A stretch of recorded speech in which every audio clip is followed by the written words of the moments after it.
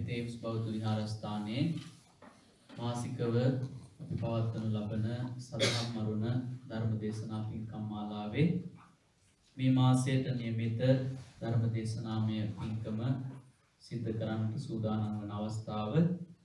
ඉතින් අද විශේෂයෙන් මේ පින්කමෙහි දායකත්වය අරගෙන කටයුතු කරන්නේ අපේ මංජුල මහත්මයාත් මధుවන්ති නෝන මහත්මියත් ඒ වගේම මధుෂි දියණිය, මලීෂි දියණිය, මනීෂි දියණිය කියන දරුවන් ඇතුළු මේ පවුලේ හැමදෙනාම ඉතින් ඒ අය අද මේ පින්කම සඳහා ආරාධනා කරන්න තිබුණා. අපේ තේම්ස් බෞද්ධ විහාරස්ථානයේ වැඩ වාසය කරන ගෞරවනීය අපේ දොබවල අමිත හාමුදුරන් වහන්සේට උන්වහන්සේ ඒ ආරාධනාව පිළිඅරගෙන මේ ස්ථානයට වැඩම කළ ඉන්නවා. උන්වහන්සේ අපි තාම ගෞරවයෙන් පිළිගන්නවා. එහෙම දෙනාම සාදුකාරයක් පවත්වලා උන්වහන්සේ පිළිගන්නවා. විශේෂයෙන් අරමුණු හැටියට ඉදිරිපත් කරගෙන තියෙන්නේ අගෝස්තු මාසයේ උපන් දින සිහිපත් කරපු මනීෂි දියණියටත් මලීෂි දුවණියටත් ආශිර්වාද කරන්නට, ඒ වගේම මధుෂි දියණිය කියන දරුවෝ තුන් දෙනාගේම අධ්‍යයන කටයුතු අනාගතයේ සියලු කටයුතු සඳහා ආශිර්වාද කරන්නට, දරුවන්ට යහපත ප්‍රාර්ථනා කරන්නට, ඒ වගේම මංජුල මහත්මයාගේ මధుවන්ති නෝන මහත්මියගේ දයාබර දෙමව්පියන්ට නිදුක් නිරෝගී භාවය සුවපත් භාවය ප්‍රාර්ථනා කරන්නට, ඒ වගේම මේ සම්බන්ධ වෙලා ඉන්න හැම දෙනාගේම දයාබර දෙමව්පියවරුන්ට ආශිර්වාද කරන්නට, හැම දෙනාටම පින් සිද්ධ කරගන්නට, ආශිර්වාද ලබන්නට, ධර්මඥානෙ දියුණු කරගන්නට සිද්ධ කරන පින්කමක් හැටියට අද මේ පින්කම මේ හැම දෙනාම එකට එකතු කරගෙන මේ පවුලේ අය සිද්ධ කරන්නේ. ඉතින් ඒ අය බොහොම සදහැ සම්පන්න අය හැටියට තේම්ස් බෞද්ධ විහාරස්ථානයේ සිද්ධ වෙන සියලු කටයුතු වලදී බොහොම ඕනකමින් යමක් සිහිපත් කළාම මේ සියලු කටයුතු වලට තමන්ගේ දායකත්වය උපරිම විදිහට ලබා දෙන, වගේම දහම් පාසලේ සිද්ධ වෙන සියලු කටයුතු වලදී ඕනකමින් මේ කටයුතු සිද්ධ කරලා දෙන දායක පින්වතුන් හැටියට ස්වාමීන් වහන්සේලා සමග බොහොම ලෙන්ගතුව කටයුතු කරන දායක පවුලක් හැටියටයි අපි හඳුනගෙන ඉන්නේ. දරුවෝ තුන් දෙනාත් ඒ විදිහයි ස්වාමීන් වහන්සේලාට බොහොම ලෙන්ගතුව කටයුතු කරන දරුවන්, පන්සලේ දහම් පාසලේ දීප්තිමත් දරුවන් හැටියට ප්‍රතිගෙන තියාගෙන කටයුතු කරන දරුවන් හැටියට ඒ අය ක්‍රියා කරන්නේ. ඉතින් මේ විදිහේ සත්පුරුෂ ජීවිත ගත කරන අය හැටියට මේ හැමදෙනාම සිද්ධ කරගෙන මේ සිද්ධ කරන උතුම් පින්කම දයාබර දෙමව්පියන්ටත් ඔබ අප සියලු දෙනාටමත් ආශිර්වාදයක්. ඉතින් අපි හැමදෙනාම උත්සාහවත් වෙන්න ඕන අපේ ධර්මඥානය දහමට සමීප වෙලා අපේ ජීවිත සුවපත් කරගන්නට. ඒක එහෙම යම් කරනවා නම් ඒ කෙනාට මේ ලෝක වශයෙන් ඇති වෙන කරදර බාධක දුක් දුන්නත් අඩුයි. ඒ කෙනාට මානසික වශයෙන් සුවය පහසු ඇති කරගන්නට යමෙක් ධර්මයේ අධ්‍යයනය කරනවා නම්, ධර්මානුකූලව ජීවත් වෙන්න උත්සාහවත් වෙනවා නම් ඒ කෙනාට මේ ලෝක වශයෙන් ජීවිතේ යහපත් විදියට පවත්වාගෙන යන්නට පුළුවන්කම තියෙනවා. ඒ නිසා ඔබ හැම දෙනාම මේ උතුම් චේතනාවෙනුයි අද මේ පින්කම සඳහා සම්බන්ධ වෙන්නේ.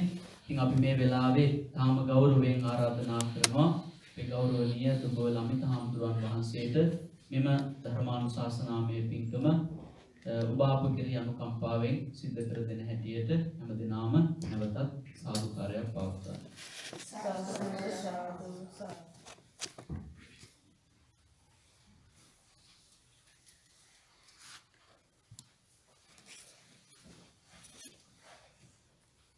හැම දෙනාම නැවතතාවක් සාදු කියන්නේ. තිසරණ සහිත පංචශීලයේ සමාදන් වීම සඳහා හැම දෙනාම තෙවරක් නමස්කාරය කියන්නේ.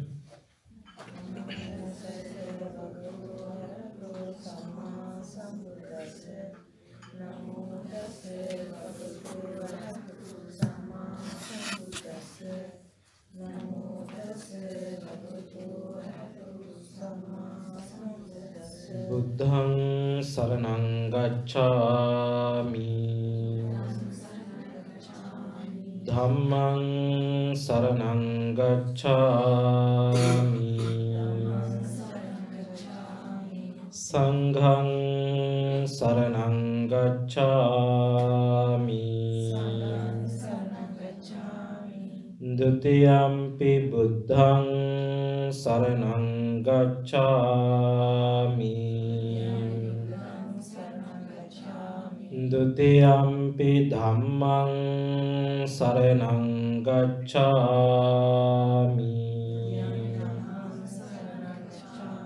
ဒုတိယံ පි සංඝං සරණං ගච්ඡාමි တတိယံ පි බුද්ධං සරණං ගච්ඡාමි တတိယံ පි ධම්මං සරණං ගච්ඡාමි တတိယံ පි සංඝං සරණං ගච්ඡාමි ပါဏာတိပါตา වේරමණී සික්ඛාපදං සමාදියාමි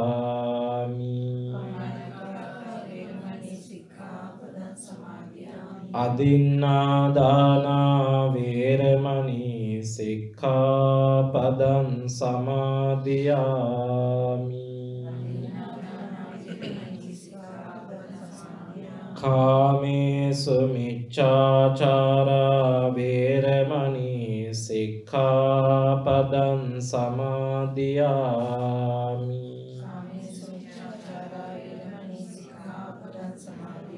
มุสาวาทาเวรมณีสิกขาปดังสมาธิยามิ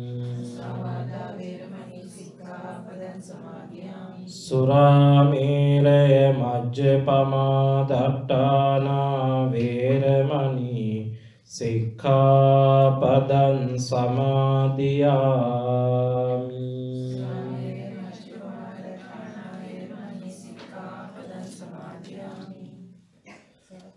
समन्ता चक्रवालेषु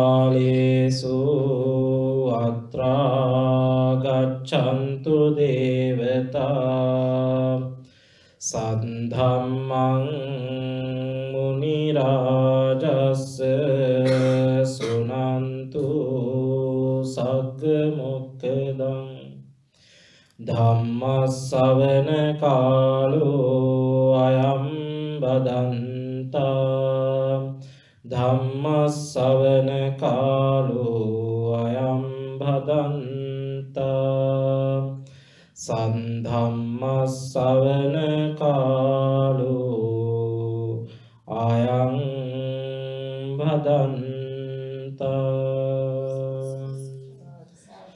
नमो तस्स भगवतो अरहतो सम्मा सम्बुद्धस्स नमो तस्स भगवतो अरहतो सम्मा सम्बुद्धस्स नमो तस्स भगवतो अरहतो सम्मा सम्बुद्धस्स यो जीवस्स सतं जीवे अपस्सं धम्ममुत्तमं एकाहं जीवितो सेयो पස්සतो ධම්මමුත්තමන්ති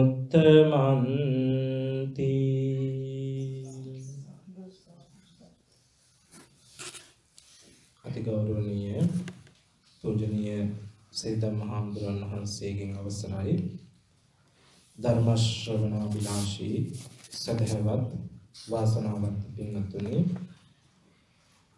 තේම්ස් බෞද්ධ විහාරස්ථානයේ මාසිකව සිද්ධ කෙරෙන සදහම් කරුණ ධර්මදේශනා පින්කම් මාලාවේ අද දවසේ පින්කමේ දායකත්වය අපේ මංජුල මහත්මයාත් මදුනන මහත්මියත් ඒ වගේම මදුෂි මලීෂි මනීෂි දරුවන් තිදෙනා දායකත්වයේ බාරගෙන බොහෝ දෙනෙකුට ධර්මයේ ශ්‍රවණය කරන්නට බොහෝ දෙනෙකුට ධර්මඥානය දියුණු කරගන්නට අවස්ථාව උදා කරලා දෙන්නට සූදානම් වෙන අවස්ථාව.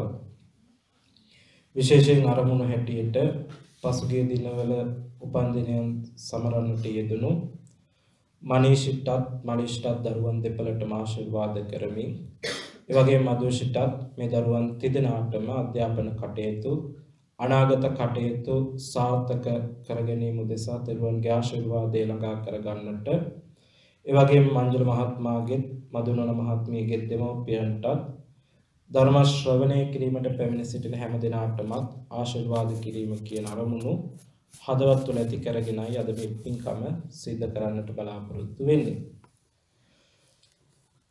බුදුරජාණන් වහන්සේ මනුස්සයෙකුට තමන්ගේ ජීවිතය දිහා ආපස්සට හැරිලා බලලා එතුළින් ජීවිතයත් ධර්මයත් අවබෝධ කරගන්නට තේරුම් ගන්නට දුන්න උපදේශක් සඳහන් වෙන ගාථාවක් ධම්මපදයේ සහස්ස වර්ගයේ තියෙන ගාථාවක් තමයි මුලින් දේශනා කරන්නට යෙදුනේ.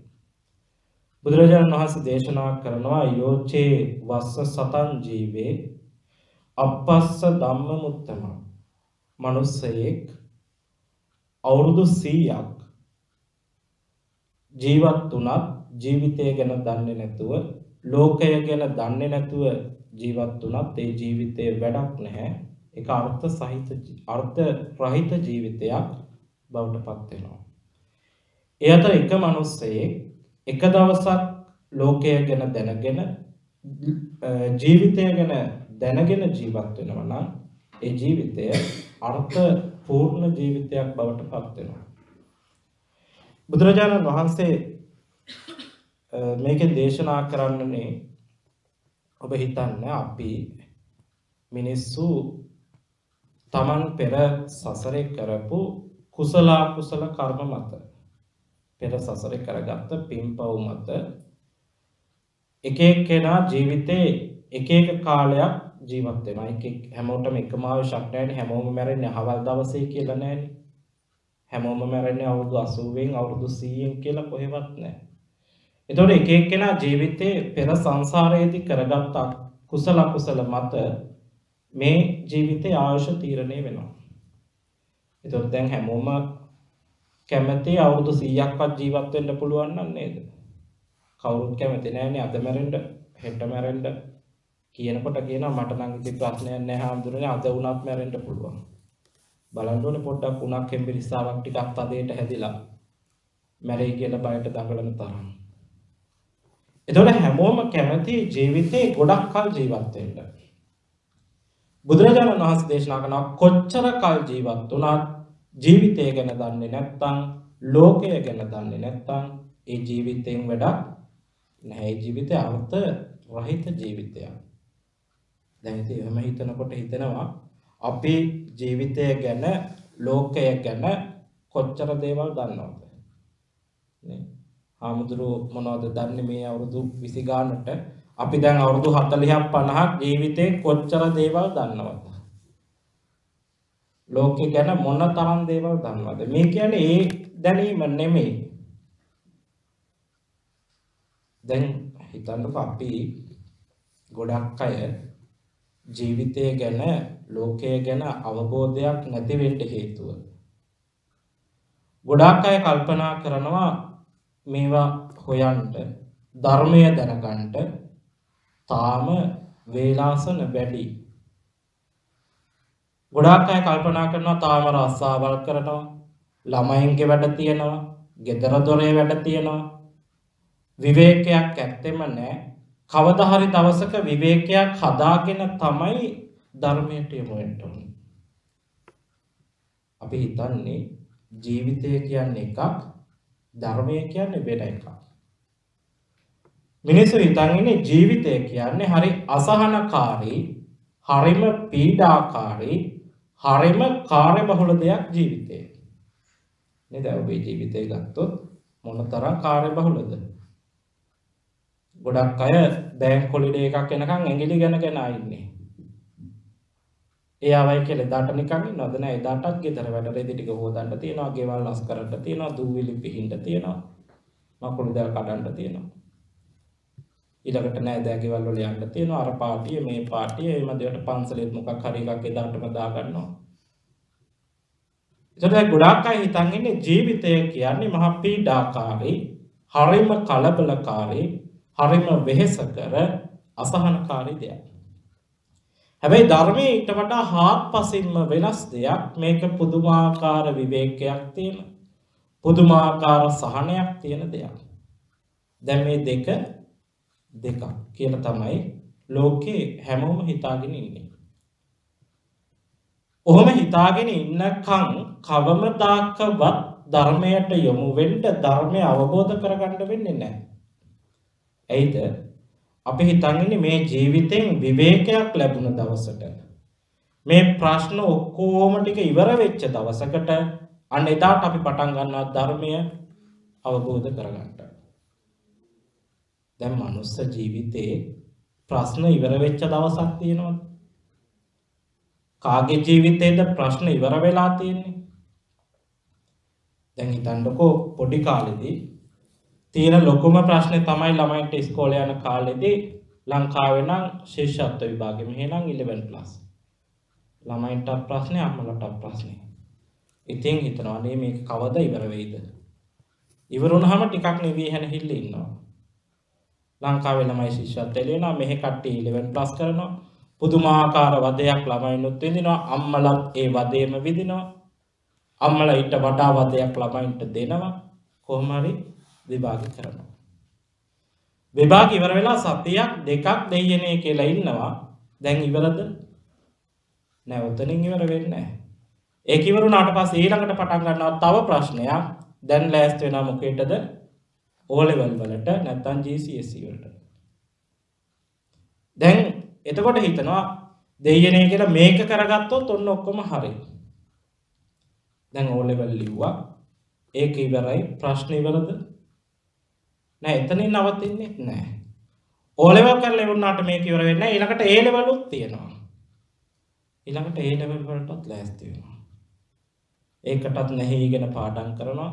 යන්තම්ගේ 4ක්වත් ආවොත් යුනිවර්සිටි එකකට කනගන්න ඔන්න ඔක්කොම හරි. කරදර ඔක්කොම ඉවරයි. යුනිවර්සිටි එකට ගියාම අම්මලා කරදරෙත් ඉවරයි. හොස්ටල් එකේ නවතින්න පුළුවන් දෙයිනේ කියලා. ඉතින් ළමයි හිතාගෙන ඉන්නවා. දැන් යුනිවර්සිටි එකට ගියා, හොස්ටල් එකේ නැවතුණා, කරදර ඉවරද එතනින්? නෑ, එතන ඉවර වෙන්නේත් නෑ. දැන් ඔතන යුනිවර්සිටි එක ඇතුලේ ඊළඟට තව දේවල්. ඕකේ අර නිබන්ධනය කරන්න ඕනේ, අර අසයින්මන්ට් එක කරන්න ඕනේ, මේ අසයින්මන්ට් එක කරන්න ඕනේ. ඊළඟට එක්සෑම් තියෙනවා, ඒවා සෙමෙස්ටර් එක්සෑම් වලට ලෑස්ති වෙන්න ඕනේ. ඒක ඉවරෙකුත් නෑ. එතකොට හිතනවා දෙයිනේ කියලා මේ අවුරුදු 3-4 ඇදගෙන උපාධියක් ගත්තාම, ග්‍රැජුවේෂන් එක තිබ්බහම අම්බෝ යන්තම් ඇති ඔක්කොම හරි. ග්‍රැජුවේෂන් එකෙන් ඉවර වෙනවද? නෑ. ඊට පස්සේ මොකද වෙන්නේ? දැන් උපාධියට හරියන විදිහට ජොබ් එකක් හොයාගන්න ඕනේ. දැන් හිතනවා ජොබ් එකක් හොයාගෙන කීයක් හරි හම්බ කරන්න පටන් ගත්තා නම්, සල්ලි ටිකක් අතට ආවනම් කාලා බීලා නිදහසේ ඉන්න පුළුවන්. එතනින් ඉවම් තින්නේ නෑ මේක. දැන් ජොබ් එකක් හොයා ගන්නවා, සල්ලි හම්බ කරන්න පටන් ගන්නවා. දැන් අර පොඩි කාලේ නැති ප්‍රශ්න ටිකක් දැන් හැදෙනවා. දැන් සල්ලි තියෙනවා, ජොබ් එකක් තියෙනවා. ගෙදර අය නෑයොත් ලංකාවේ ඉන්න අය ඔක්කොමලා බලාගෙන ඉන්නවා. මෙයාට දැන් සල්ලි තියෙනවා. දැන් වෙනදා බලාපොරොත්තු නොවිච්ච දේවල් දැන් බලාපොරොත්තු වෙන්න පටන් ගන්නවා. එතකොට එතන ප්‍රශ්න ඉවර නෑ. ඔහොම ඉන්නකොට දැන් ඔබ හිතුවා ඒ කාලේ ලංකාවේ තමයි මේ ඔක්කොම කරදර, දෙයියනේ කියලා පිට රටකට පැනගත්තොත් මොකක් හරි ගේමක් ගහගන්න පුළුවන්. ඉතින් පුදුම දුකක් විඳලා විවිධ උත්සාහයන් කරලා යන්තම් ඔන්න එංගලන්තෙට chance එක හම්බුණා. ලංකාවේදී හිතුවා යන්තම් හරි එංගලන්තෙට වීසා තියෙනවා. එංගලන්තේ ගියාට පස්සේ ඉතින් එංගලන්තෙල දෙයියනේ රැජිනත් ඔය ඉන්නේ හොඳට. අපිටත් හොඳට හිටියේ හැකි. එංගලන්තෙට ආවා. පළවෙනි සතිය වැඩිමුණොත් පළවෙනි මාසේ හරි සතුටින් හිටියා එංගලන්තේ. පරිසරෙත් වෙනස් එයාපෝට් එකෙන් බැස්ස තැන ඉඳලා අපේ ලංකාව මොකද්ද කියලා හිතා හිටියේ. දැන් ඉවරද එංගලන්තයට ආවට පස්සේ ප්‍රශ්න ටික? නෑ එතනත් නැවතිල්ලක් නෑ. දැන් අර රුපියලක් හොයද්දි තිබ්බ ප්‍රශ්න ටික පවුමක් හම්බ වෙනකොට නැද්ද? ඒත් තියෙනවා. මේක ඉවර වෙන දෙයක් නෙමෙයි. ප්‍රශ්න කියන එක ජීවිතේ නවතින්නේ නෑ. දැන් හිතන හරි කමක් නෑ. ළමයි ටික ඉගෙන ගත්තට පස්සේ ළමයි ටික උපාධියක් කරලා රස්සාවක් හොයාගත්තට පස්සේ කීයක් හරි ඉතුරු කරගෙන යනවා යන්න ලංකාවට. ලංකාවට ගිහිල්ලා ගෙයක් දොරක් අරගෙන පෑලු පැත්තකට වෙලා මායියයි දෙන්න සන්තෝෂෙන් ඉන්නවා. දැන් ඕක වෙනවද කවදාවත්? එක වෙන්නේ ළමයි ඉගෙන ගන්නවා, ළමයි රස්සාවල් කරනවා, ඊට පස්සේ ළමයි විවාහ වෙනවා, ළමයින්ගේ ළමයි හැදෙනවා. ඊට පස්සේ ආර්ටිසියයි ළමයි අරගෙන මොන්ටිසෝරි ඉස්කෝලේ යනවා. ළමයි බලා ගන්නවා. ඉතින් මේ ජීවිතේ ප්‍රශ්න කියන දේවල්, ජීවිතේ ගැටලු කියන දේවල් කවදාවත් ඉවර වෙන්නේ නැහැ. ඔහොම ඉන්නකොට කාට හරි හිතනවා මේ ඔක්කොම කරදර ගෙදර ඉන්නකන් විතරනේ ගිහිල්ලා මහාන වෙනවා මම. දැන් මහාන වුණාට පස්සේ ඕක ඉවර වෙනවද? නෑ මහාන වුණාට පස්සේ මේ ප්‍රශ්න නවතින්නේත් නෑ. දැන් අද උදේ නැගිට්ටට පස්සේ උදේ දානෙට යන්න ඕනේ. ඒක ගිහින් ආවා විතරයි තමයි දානෙට යන්න ඕනේ. ඊළඟට තව එක්කෙනෙක් කෙනවා පිරිත් නූල් ගැට ගන්න ඕනේ. ඊළඟට බණ කියන්න ඕනේ. දැන් මේක ඉවර වෙනවද? නෑ හෙටත් ඔය වගේ. අනිද්දාත් එහෙමයි. ලංකාවට ගියයි කියලා නවතිද? නෑ එච්චරයි. එතකොට මිනිස්සෙකුගේ ජීවිතේ ප්‍රශ්න, ගැටලු, දුක්ඛම් කටළු මේ දේවල් වල අවසානයක් නැහැ. මේ දේවල් වල නැවතීමක් නැහැ. අපි හිතනවා මේවා ඔක්කොම නැවතිච්ච දාට නිවිහෙන හිල්ලේ බණක් භාවනාවක් කරන්න පටන් ගන්නවා. දැන් කවදාවත් බණ භාවනා කරන්න හම්බෙනවද? දැන් කවදාවත් හම්බෙන්නේ නැහැ. අරව නවතින්නේ නැහැ නේ කවදාවත්. මරණකම්ම ඔය ටික ඔහොමම තමයි. එනිසා කවුරු හරි කෙනෙක් ජීවිතය කියන්නේ එකක්, ධර්මය කියන්නේ තව එකක් කියලා හිතාගෙන ඉන්න තාක්කල්, මේ දෙක දෙකක් කියලා හිතාගෙන ඉන්න තාක්කල් ධර්මය වටහා ගන්න වෙන්නේ නැහැ. ධර්මය දැනගන්න පුළුවන්. ධර්මය දැනගන්න පුළුවන් වුණාට ධර්මය දකින්න වෙන්නේ නැහැ. ඒතකොට දැන් ධර්මය දකින්නවයි ධර්මය දැනගන්නවයි කියන වචන දෙකක්. මොකක්ද මේ දෙකේ වෙනස? ධර්මය දැනගන්නවා කියන්නේ ධර්මය ඉගෙන ගන්නවා. එතකොට ත්‍රිපිටකයේ තියෙන දේවල් ඉගෙන ගන්නකොට, අභිධර්ම පිටකයේ තියෙන දේවල් ටික කටපාඩම් කරලා ගන්නකොට, සූත්‍ර ටික ඉගෙන ගන්නකොට, ඊළඟට තව කාට හරි උඩ ධර්මය ගැන උපාධියක් කරනකොට, මහාචාර්යවරයෙක් වෙනකොට, ආචාර්ය උපාධියක් කරනකොට ඒක ධර්මය දැන ගැනීම. ධර්මය දැනගන්න කාටත් පුළුවන් වුණාට ධර්මය දකින්න ලේසි නැහැ. ඒක ධර්මය දැනගත්තාම නිවන් දකින්නවද? එහෙනම් ඉතින් අර ඉන්න බුද්ධ ධර්මයේ පිළිබඳ මහාචාර්යවරු, බෞද්ධ දර්ශනයේ පිළිබඳ මහාචාර්යවරු, ආචාර්යවරු ඔක්කොම වෙලාට නිවන් දැකලා තියෙන්න ඕනේ. ධර්මය දැනගත්තට නිවන් දකින්නේ නැහැ. ධර්මය දැකගත්ත තැනයි නිවන පසක් වෙන්නේ. එතකොට දැන් මේ ධර්මය සහ ජීවිතය කියන දෙක දෙකක් කියලා හිතන්නේ නැතුව බුදුරජාණන් වහන්සේ දේශනා කරන ඔබ ධර්මය තුලින් ජීවිතය දකින්න. ජීවිතය තුලින් ධර්මය දකින්න. බුද්ධ ආගමේ මහා ලොකු බැරෑරුම් දේවල් නැහැ. මේ වන ගත වෙලාම ගහක් යටට වෙලාම මේක කරන්න ඕනේ කියලා එහෙම එකක් නැහැ. හරිම ප්‍රායෝගික දහමක් බුදු දහම කියන්නේ. ගොඩක් වෙලාවට ගොඩක් අය හිතන් ඉන්නේ දැඩිව සිල් රැකලා, දැඩිව භාවනා කරලා අවබෝධ කරගන්න ඕන දෙයක් ධර්මය. එහෙම එකක් නෑ බුදු දහමේ. බුදුහාමුදුරු දේශනා කරන්නේ ධර්මය තුළින් ජීවිතය දකින්න. ජීවිතය තුළින් ධර්මය දකින්න. එතනයි බුදු දහමේ ප්‍රායෝගිකත්වය. එතකොට මේක කාටත් විවේකයක් හම්බෙනකන් ඉන්න ඕන දෙයක්, ප්‍රශ්න ඉවර වෙනකන් ඉන්න ඕන දෙයක්, වයසට යනකම් බලන් ඉන්න ඕන දෙයක් නෙමෙයි. අදම කරගන්න පුළුවන් දෙයක්. කොහොමද මේ ධර්මය තුළින් ජීවිතය තුළින් ධර්මයයි දකින්නේ? මොකද බුදුදහමේ මූලිකම දේශනාව. දැන් ඔය අපි කියන්නේ මේ මොකක් අවබෝධ කරගෙන නිවන් දකීවා කියලාද ඔය ප්‍රාර්ථනා කරන්නේ? චතුරාර්ය සත්‍ය අවබෝධ කරගෙන නිවන් දකීවා. එතකොට බුදුදහමේ මූලිකම දේ චතුරාර්ය සත්‍යය. චතුරාර්ය සත්‍ය පළවෙනිම දේ දුක්ඛ සත්‍ය. බුදුහාමුදුරුවෝ දුක ගැන කියලා තියෙනවා. එතකොට දුක්ඛ සත්‍ය දුක්ඛ සමුදය සත්‍ය දුකට හේතුව, දුක්ඛ සමුදය සත්‍ය දුකට හේතුව, ඊළඟට දුක නැති කිරීම, දුක නැති කරන මාර්ගය. එතකොට දැන් මේ දුක ගැන අවබෝධ කරගන්න නම් දුක නැති තැනදී දුක ගැන අවබෝධ කරගන්න පුළුවන්. ඒ කියන්නේ දුක කියන දෙයක් දන්නේවත් නැති කෙනෙකුට දුක ගැන හොයන්න පුළුවන්ද? බෑ. දුක නැති වෙච්ච කාලෙට කරදර ප්‍රශ්න බාධක ඔක්කොම නැති වෙච්ච කාලෙට මේ දුක ගැන අධ්‍යයනය කරන්න පුළුවන්ද බට?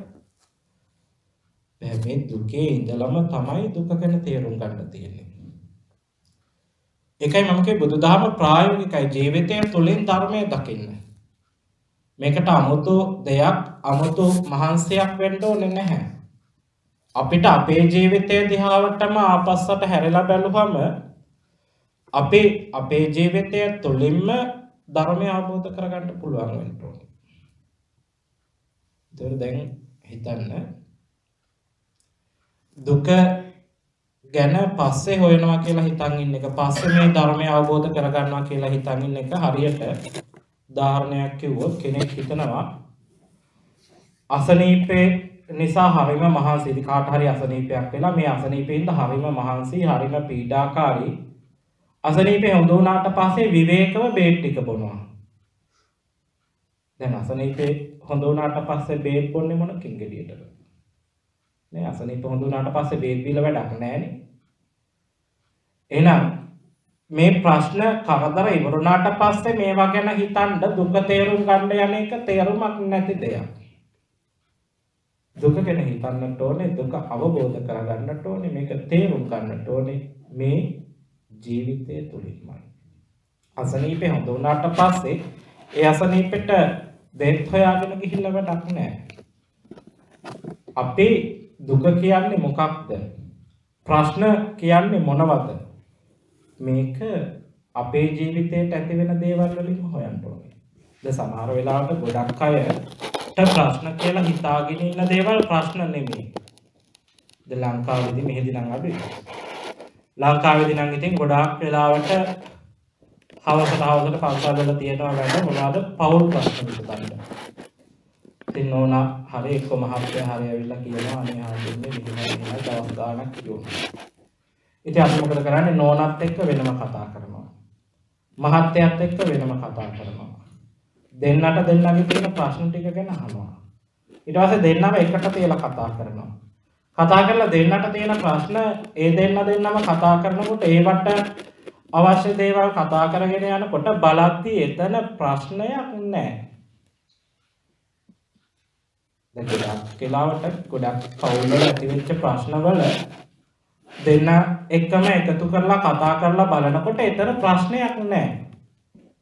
තිබිලා තියෙන එක පොඩි අවුලක්. මොකක්ද අවුල? දෙන්නම හිතන් ඉන්නවා මට ඕනේ විදිහට හැමදේම වෙන්න ඕනේ. මම කැමති විදිහටයි හැමදේම වෙන්න ඕනේ. එහෙම වෙනවද ලෝකේ? මේ ලෝකේ දේවල් මට ඕනේ විදිහටම ඔක්කොම වෙනවද? මේ ලෝකේ දේවල් මට කැමති විදිහටම ඔක්කොම වෙනවද? එහෙම වෙන්නේ නැහැ. මේක අනාත්මයි. මට ඕනෙම දේවල්, මට කැමතිම දේවල් මට ඕනේ විදිහට හැමෝම ජීවත් වෙන්නේ, මට ඕනේ විදිහට හැමෝම වැඩ කරන්නේ නැහැ. ඒක ලෝක ස්වභාවය. මොයි ලෝකේ අනාත්මයි. එතකොට එතන තමයි අවුල තිබිලා තියෙන්නේ. එහෙම නැතුව හොයාගෙන ගිහිල්ලා බලනකොට, කතා කරලා බලනකොට ඒ දෙන්න අතරේ එහෙම ගැටුමක් ඇති වෙන්න තරම් ප්‍රශ්නයක් නැහැ. එතකොට අපි ප්‍රශ්න කියලා හිතාගෙන ඉන්න දේවල් ප්‍රශ්න නෙමෙයි. අපි මේ ප්‍රශ්න කියලා හිතාගෙන ඉන්න දේවල් ප්‍රශ්න නෙමෙයි. දැන් සමහරක් වෙලාවට අම්මා තාත්තා ඇවිල්ලා කියනවා අනේ හාමුදුරනේ මාර ප්‍රශ්නේ මේ ළමයා පොඩි කාලේ හිටියා වගේ නෙමෙයි දැන් හරි දඩබ්බරයි. දැන් හරිම අකීකරුයි. ඉතින් අම්මා තාත්තා මොකද කරන්නේ? අර ළමයා දඩබ්බර වෙනකොට අර ළමයා අකීකරු වෙනකොට ළමයා දෙමව්පියෝ එක්ක ගැටෙනවා, දෙමව්පියෝ දරුවත් එක්ක ගැටෙනවා. සමහරක් වෙලාවට ළමයා දඩබ්බරයි නම් ළමයා අකීකරුයි නම් අම්මයි තාත්තයි මොකද කරන්නේ? හරි උඹට ඕනේ දෙයක් කරහන් උඹට ඕනේ දෙයක් ඉල්ලහන් ඉල්ලන දේ දෙනවා, ඕන ඉල්ලන දේ කරනවා. සමහරක් අය එහෙම නැතුව ඒකත් එක්ක ගැට ඉන්න අන්තිමට ළමයා තරහ වෙලා දෙමව්පියෝ තරහ වෙලා. දැන් මෙතන ළමයා දඩබ්බර වීමේ, ළමයා අකීකරු වීමේ, ළමයා දෙමව්පියොත් එක්ක ගැටෙන එක නෙමෙයි ප්‍රශ්නේ. අම්මා තාත්තා හොයන්න ඕනේ ඇයි ළමයා අකීකරු වෙන්න හේතුව. එකපාරටම පොඩි කාලේ ඉඳලා හොඳට හිටපු ළමයා ලොකු වෙනකොට මෙහෙම වෙනස් වෙන්න හේතුව මොකක්ද? ඒ හේතුව හොයාගෙන හේතුවට පිළියමක් කරනවා මිසක ළමයා අකීකරුයි ළමයා කියන දේ අහන්නේ නැහැ කියලා ඒ ළමයාත් එක්ක ගැටෙන එකවත් ළමයා ඉල්ලන දේ දෙන එකවත් ළමයා කියන දේ කරන එකවත් එහෙම නැත්නම් ළමයාට වහල්කම් කරන එකවත් නෙමෙයි වෙන්න ඕනේ දේ. අම්මලා තාත්තලා හිතන්නේ මේ ගැටලුව තමයි ළමයා අකීකරු වීම. නෑ එතන නෙමෙයි ගැටලුව තියෙන්නේ. ඇත්තටම ප්‍රශ්නේ තියෙන්නේ ළමයා අකීකරු වෙන්න හේතුව හොයාගත්තාම. එතන මොකක් හරි එක්ක අම්මගෙන් තාත්තගෙන් ළමයාට නොගැලපෙන දෙයක් සිද්ධ වෙනවා. ඒ නිසා හොඳට මතක තියාගන්න අපි ප්‍රශ්න කියලා හිතන දේවල්, අපි ගැටලු කියලා හිතන දේවල් නෙමෙයි සැබවින්ම ප්‍රශ්නය. අපි ප්‍රශ්නයක් අර්බුදයක් කියලා හිතන තැන නෙමෙයි සැබෑ අර්බුදේ තියෙන්නේ. අපි ඒකට හේතුවයි හොයාගන්න ඕනේ. බුදුහාමුදුරෝ දේශනා කරන දුකට හේතුව හොයාගෙනයි දුක නැති කරන විදිහක් හොයාගන්නේ. ලෙඩේ දොස්තර ගාවට ගියාට පස්සේ දොස්තරට ලෙඩේ ඔක්කොම විස්තර කිව්වහම දොස්තර ලෙඩාට බේත් දෙනවා. එතකොට දැන් දොස්තර ලෙඩාගෙන් ඔක්කොම අහනවා මොනවද ඔයාට තියෙන අමාරු, මොනවද ඔයාට තියෙන අසනීප, මොනවද ඉස්සෙල්ලා උනේ, දැන් මොනවද තත්ත්වය. ඒ ඔක්කොම අහලා ඉබේ දෙන. එතකොට එයා හේතුව හොයාගෙනයි එකට ප්‍රතිකාර කරන්නේ. හේතුවටයි ප්‍රතිකාර කරන්නේ. දැන් කාට හරි ඔළුවේ කැක්කුමක් උණක් හැදිලා ඒ මනුස්සයා දිගින් දිගටම පේන් කිලර්ස්ම පාවිච්චි කර ඉඳලා දොස්තර ගාවට ගියාට පස්සේ දොස්තරට කියනවා ඔළුවේ කැක්කුමක් තිබ්බා, උණක් තිබ්බා, පේන් කිලර්ස් ගත්තා. සමහර ලෙඩවලට දොස්තරලා කියනවා පේන් කිලර්ස් පාවිච්චි කරන්නේ නැතුව වෛද්‍යවරයා හමු වෙන්න. සමහර වෙලාවට උණ ඔළුවේ කැක්කුම හැදුනට ඒක නෙමෙයි ලෙඩේ. ඒක වෙන ලෙඩක රෝග ලක්ෂණයක් විතරයි. වෙන හැදිච්ච ලෙඩක් පෙන්නුම් කරන එකක් විතරයි. ඒකට ඒ වගේ තමයි ජීවිතය ඇති වෙන ප්‍රශ්න. අපිට පේන එක නෙමෙයි සැබෑ ප්‍රශ්නය තියෙන ඊට මුල් වෙච්ච හේතුවේ. ඒ හේතුව නැති කරනකොට ප්‍රශ්නය නැහැ. ඔබ ඔබේ ජීවිතය දිහා ආපස්සට හැරිලා බලන්න. ඔබේ ජීවිතයේ අද ඔබට තියෙන ගැටලු, අද ඔබට තියෙන ප්‍රශ්න ඔබ ආපස්සට එකින් එක බලනකොට ඔබට මතක් වෙයි මොකක්ද මේ ප්‍රශ්නට මුල් වෙච්ච හේතුව.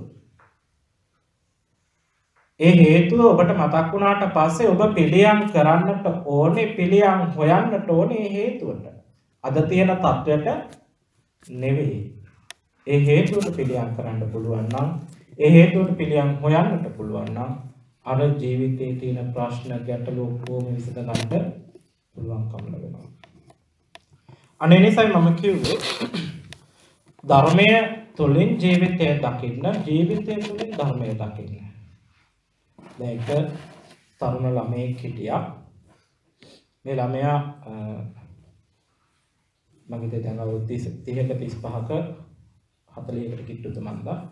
ඉතින් මේ තරුණයා මොකද කරන්නේ? මෙයාට අවුරුදු 20ක් 22ක් වගේ වෙනකොට මෙයාට හිතෙනවා ලෝකේ තියෙන දේවල් අලුත් කරන්න ඕනේ. ගෙදර තියෙන පරිසරය, ගමේ තියෙන පරිසරය, රටේ තියෙන දේවල් වෙනස් කරන්නට ඕනේ. දැන් මේ ඒ කරදඩු උස්මහත් වෙනකොට හැඟීම් ඇති වෙනකොට මෙයා දැන් අලුත් දේවල් ප්ලෑන් කරනවා. හැබැයි ප්ලෑන් කළාට ප්ලෑන් කරන කිසිම දෙයක් කරගන්න බෑ. ඒ ප්ලෑන් කරන දේවල් කරන්න බැරි ලෝකෙ වෙනස් සමාජයට ගියාම ඒක ඒ විදිහට කරන්න බෑ.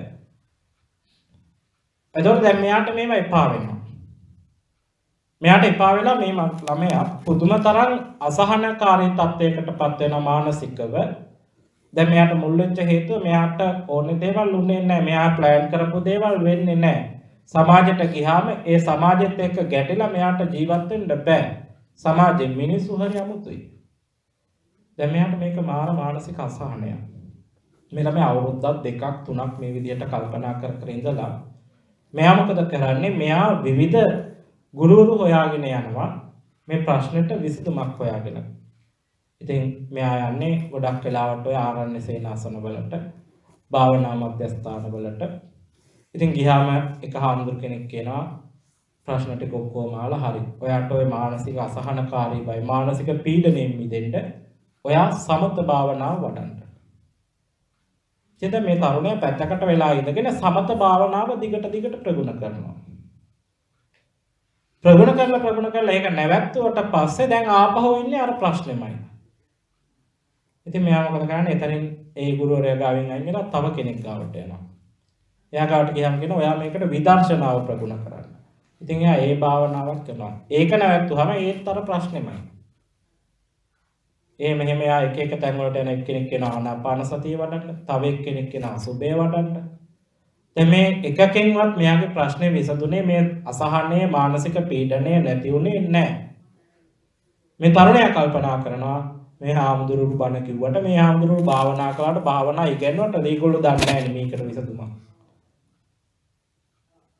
දැන් අවුරුදු 10ක් විතර මෙයා කරලා තියෙන්නේ මේ එක තැන් වලට ගිහිල්ලා එක ගුරුවරු ගාවට ගිහිල්ලා භාවනාවත් ඉගෙනගෙන ධර්මයක් ඉගෙනගෙන මේවා දිගට සාකච්ඡා කරලා විවාහ වෙන වයසත් දැන් පහු වෙලා මෙයා මොකද කරන්නේ? මේ ප්‍රශ්න වලට විසඳුම් හොයනවා. හැබැයි විසඳුමක් හම්බුන්නේ නැහැ. ඊපස්සේ මෙයා තනියම කල්පනා කරනවා මොකක්ද මට උනේ? එයා තනියම පැත්තකට වෙලා කල්පනා කරනවා මොකක්ද මට උනේ? මට ඕනේ දේ ඒ විදිහට නොවුන නිසා ඇතිවෙච්ච තරහ.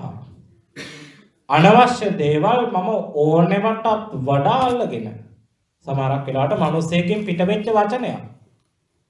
ඒ මිනිස්සයා ඒ වචනේ එක්ක හිතලා කිව්වා වෙන්න පුළුවන්. එක්ක නොහිතා කිව්වා වෙන්න පුළුවන්. එක්ක පීඩාවට පත් කරන්නම කිව්වා වෙන්නත් පුළුවන්. එහෙම නැතුව යාට ඒක ඉබේ කියුණා වෙන්නත් පුළුවන්. හැබැයි මොකද කරන්නේ? අපි මේ වචනේ අල්ලගෙන ඒ වචනේ ඔස්සේ අපි ඒක මහා බරක් කරගෙන ඒක පුදුමාකාර කරදරයක් කරගෙන අපි ඒකත් එක්ක තව දේවල් හිතනවා. නේ දැන් බලන්නකො සාමාන්‍ය ජීවිතේ කෙනෙක්ගෙන් කියවෙච්ච වචනයක් කොච්චරනම් අපි හිතනවද? ඒ වචනේ ඔස්සේ කොච්චරනම් දුවනවද? ඒ වචනේ අල්ලගෙන අපි හිතනවා ආයා මේක කිව්වේ මා එක්ක තරහෙන් මට විද්දන්න කිව්වේ. එහෙනම් මෙයා අද නෙමෙයි මීට කලින් කියපු දේවල් කියලා තියෙනෙත් එහෙම තමයි. දැන් සමහරට මේ මොකද ඒ කාලේ කියපු දේවල් එහෙම හිතලා කියපුවා නෙමෙයි. මෙයා මොකද කරන්නේ? ඒක අල්ලගෙන ඒක ඔස්සේ තව දේවල් නිර්මාණය කරගෙන යනවා. මේ ප්‍රශ්න ගැටලු කියන දේවල් එක්කෝ අපේ හිතින් නිර්මාණය කරගත්ත දේවල්. ප්‍රශ්න ගැටලු කියන දේවල් අපි අපේ හිතලින්ම නිර්මාණය කරගත්ත දේවල්. අනේකයි මම කිව්වේ මේකට මූලික හේතු හොයන්න ඕනේ. හේතුව හොයනකම් මේ ප්‍රශ්න වලට මොන විදිහේ විසඳුම් හෙව්වත් මොන විදිහේ පිළියම් හෙව්වත් ඒ මානසික අසහනතාවයට පිළියමක් හම්බෙන්නේ නැහැ. ඒ නිසා අපේ ප්‍රශ්න අඳුර ගන්නට ඕනේ ඒ ප්‍රශ්නෙට පිළියමක් දකින්නට. ඒ ප්‍රශ්නේ අඳුර ගන්න තාක් කාලයක් ප්‍රශ්න අඳුර ගන්නේ නැති වෙන තාක් කාලයක් ඒ ප්‍රශ්නෙට විසඳුමක් අපිට හම්බෙන්නේ නැහැ. දැන් කෙනෙක් හිතන්න පුළුවන් බණ භාවනා කරනකොට දැන් කෙනෙක් භාවනා කරන්න ගියාම කෙනෙක් ඇවිල්ලා අහනවා හාමුදුරුවනේ මාර ප්‍රශ්නේනේ මම භාවනා කරනවා ඉඳගෙන මගේ හිත එකග වෙන්නේ නැහැනේ. කෙනෙක් ඇවිල්ලා හාමුදුරුවනේ මම ඉඳගෙන භාවනා කරනවා දැන් අවුරුදු ගාණක් තිස්සේ කළා හිත එකග වෙන්නේ නැහැ. එතකොට දැන් මේකට විසඳුමක් දෙන්න පුළුවන් කාටද? දැන් මට පුළුවන් ද මෙතන ඉන්න අයගේ හිතුවිලි ගැන ඒ ඉන්න අයගේ ගති ලක්ෂණ ගැන මේ උඩින් පේන විදිහට බලලා කියන්න. අපි නම් සමහරවිට කියනවා මේ මිනිස්සයා හරිය හොඳ කෙනෙක්, බොහොම සිල්වත් පාටයි, බොහොම නිවිච්ච පාටයි. හැබැයි බලද්දි ඇත්තට මෙයා එහෙම නැහැ. ඒක ඇතුළාන්තේ තියෙන්නේ. ඇතුළාන්තේ අපිට පේන්නේ නැහැ. ඒතකොට මේකට හොඳම කෙනා තමයි පරචිත්ත විඥාන ඥාන වගේ ආසවක්කය ඥාන ඒ වගේ ඥාන දියුණු කරපු කෙනෙක් කියන්නේ බුදුරජාණන් වහන්සේලා. බුදුරජාණන් වහන්සේ තමයි නියමම පිළිතුර දෙන්නේ හිතට අවශ්‍ය. දැන් හිතන්නකෝ චුල්ලපන්තක හාමුදුරුවෝ මතකයි නේද? පොඩි කාලේ බුද්ධාගම පොත්වල තිබ්බාලා ඉස්කෝලේ යන කාලේ. චුල්ලපන්තක හාමුදුරුවෝ මාස 3ක් තිස්සේ එකම ගාථාවක් කටපාඩම් කරනවා. මාස 3ක් තිස්සේ එකම ගාථාවක් කටපාඩම් කරනවා. අන්තිමට බලද්දි මුල මතකක් නැහැ, අග මතකක් නැහැ, මොකක්ද උනේ කොහොමද උනේ කියලා මතකක් නැහැ. බුදුහාමුදුරුවෝ රෙදි කෑල්ලක් දීලා කියනවා චුල්ලපන්තක රජෝහරණං කිය මේ රෙදි කෑල්ල පිටිමැද මැද ආයින්න. දැන් චුල්ලපන්තක හාමුදුරුවෝ රෙදි කෑල්ල අතකගා රජෝහරණං කිය ඉන්නකොට අර සුදු රෙදි කෑල්ල පාට වෙනස් වෙනවා. අතේ තියෙන කුණු ගෑවිලා ඒක දුරු වර්ණ වෙනවා. අන්තිමට චුල්ලපන්තක හාමුදුරුවෝ කල්පනා කරනවා දැන් මේ පිරිසිදුව තිබ්බ රෙදි කෑල්ල අපිරිසිදු වෙනවා. ඇයි මේක මෙහෙම වුනේ? එතකොට මේක අපහු පිරිසිදු කරන්න බැයිද? මේක හේතුවම මේක පිරිසිදු වෙනවා. එහෙම හිතා ඉන්නකොට චුල්ලපන්තක හාමුදුරන්ට හිතනවා එහෙනම් හිතත් මේ වගේ නේද? හිතත් අපිරිසිදු වෙනවා. ඒ වගේම අපිට අපේ හිත පිරිසිදු කරගන්නත් පුළුවන්. දැන් එතකොට ඒකට අදාළ ක්‍රමය හඳුන්වලා දුන්නේ බුදුරජාණන් වහන්සේ. උන්වහන්සේට පුළුවන් කෙනෙකුගේ හිතුවිලි ගැන, ඒ කෙනාගේ හැඟීම් දැනීම් ගැන, ඒ කෙනාගේ අවබෝධ ශක්තිය ගැන උන්වහන්සේගේ ඥාන වලින් දකින්නට පුළුවන්. අර තව ඒ වගේ කතාවක් තියෙන ස්වර්ණකාරක භික්ෂුව කියලා හාමුදුරු කෙනෙක් හිටියා. ස්වර්ණකාරක භික්ෂුව කියලා බොහොම තරුණ හාමුදුරු කෙනෙක්. සරියුත් මහරහතන් වහන්සේ ගාව තමයි ධර්මයේ පිළිබඳ හදාරන්නේ. සරියුත් මහරහතන් වහන්සේ මේ ස්වර්ණකාරක හාමුදුරන්ට කියනවා ඔබ මාස කිහිපයක් එක දිගට අසුභ භාවනාව ප්‍රගුණ කරන්න. මොකද්ද ප්‍රගුණ කරන්න කියන්නේ? අසුභ භාවනාව. එතකොට දැන් මේ ස්වර්ණකාරක හාමුදුරුවෝ තරුණ හින්දා සරියුත් හාමුදුරුවෝ කියන ඔබ මාස ගාණක් එක දිගට අසුභ භාවනාව ප්‍රගුණ කරන්න. ඉතින් මේ ස්වර්ණකාරක හාමුදුරුවෝ ඉඳගෙන අසුභ භාවනාව වඩනවා හිත හැදෙන්නේ නැහැ. මේක ගිහිලා බුදුරජාණන් වහන්සේට කිව්වට පස්සේ බුදුරජාණන් වහන්සේ ස්වර්ණකාරක හාමුදුරුවන්ගේ අතීත භවයන් පිළිබඳ බැලුවම මෙයා ආත්ම කීපයක්ම රන් කරුවෙක් කියන්නේ රත්තරන් වලින් මුදු මාල වලලු එක එක නිර්මාණ කරන කෙනෙක්. එතකොට දැන් මෙයාගේ පුරුද්ද තිබිලා තියෙන්නේ අර රත්තරන් වලින් එක එක දේවල් ලස්සනට හදන එක. එතකොට එයාගේ සසර පුරුද්ද හින්දා මෙයාට අසුභ භාවනාව ගැලපෙන්නේ නැහැ. බුදුහාමුදුරුවෝ මොකද කරන්නේ? බුදුහාමුදුරුවෝ ඉර්ධි බලයෙන් රත්තරන් වලින් පියුමක් නෙළුම් මලක් නවලා රත්තරන් වලින් ස්වර්ණකාරක හාමුදුරුවෝ අතට දීලා කියනවලු ස්වර්ණකාරක මේ රත්තරන් නෙළුම් මල දිහා බලාගෙන හිත එකඟ කරගන්න.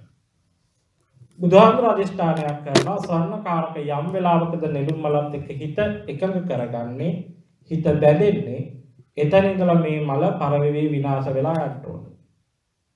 ස්වර්ණකාරක හාමුදුරුවෝ මල දිහා බලන් ඉන්නකොට හිත එකඟ වෙනකොට හිත ඒකත් එක්ක බැඳෙනකොට දැන් අර මල ටිකෙන් ටික පරවෙවි විනාශ වෙලා යනකොට ස්වර්ණකාරක හාමුදුරුවෝ ජීවිතය ගැනත් හිතා ඉන්නා. ඒත් එක්ක ධර්ම අවබෝධය ලැබිලා රහත් වුණා කියලා බණ පොත්වල තියෙනවා.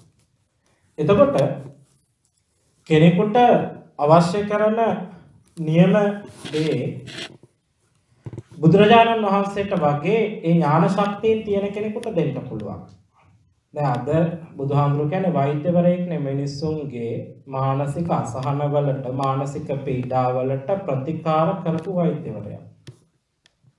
එතකොට අද වෙලා තියෙන අද වෛද්‍යවරු නැහැ.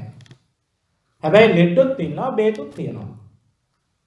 මානසික පීඩාවක් තියෙන ලෙඩුත් ඉන්නවා ලෝකෙ මිනිස්සු ඉන්න ඕනේ තරම් අපි. ඒවට බේතුත් තියෙනවා ධර්මයක් නිර්මලව තියෙනවා.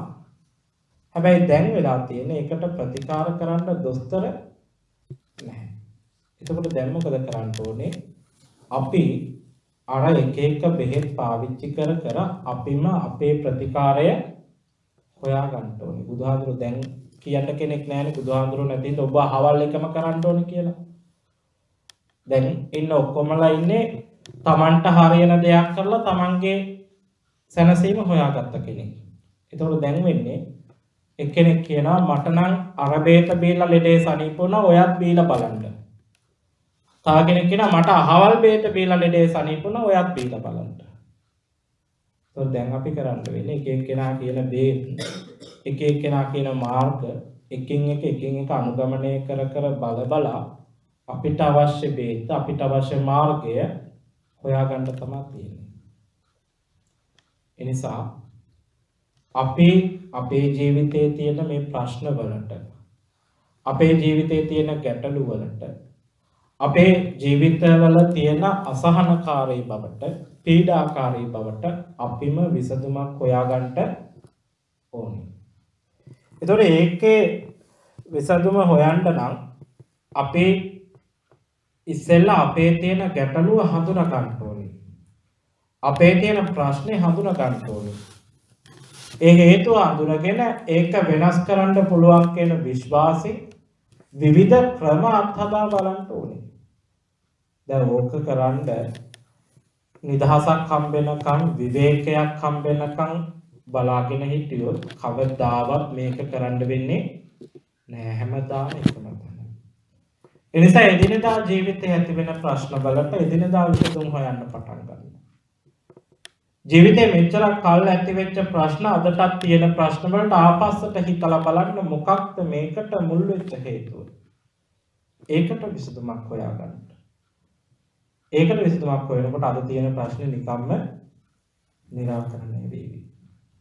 ඒ නිසා මේ ධර්මයයි ජීවිතයයි කියන්නේ දෙකක් නෙමෙයි. මේක අමාරු දෙයක්.